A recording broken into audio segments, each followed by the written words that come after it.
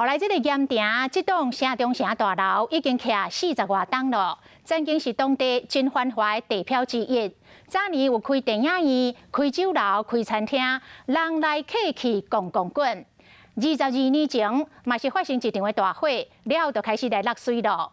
这个街楼站做生意的营业区环境也差，若楼顶的主体区，拢是住一寡独居老人，或者是经济弱势者。到暗时定调不明的分子烧酒来遐博烟啉酒，加横将做治安的死角，嘛是这栋住户真大的无奈。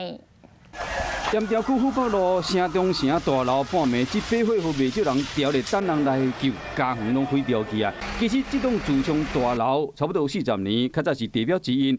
因为内面有电影院、酒楼、餐厅等等，规栋楼差不多逐工拢有店头咧做生意，人客有够侪。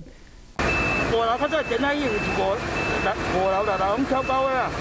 后来大楼因为管理不善，这一年来发生过真侪火烧厝的意外。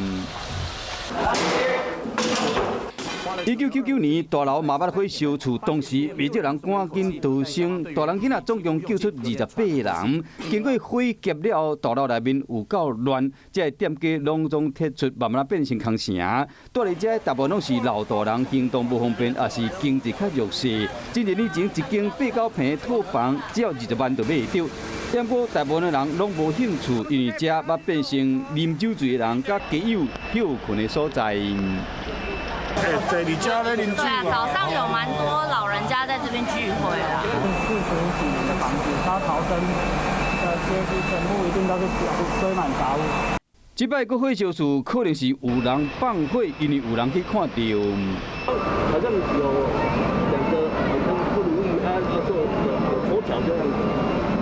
到底是有没有？在火灾发生前。对，都是他们平常都是有一堆人都是在楼下那边喝酒。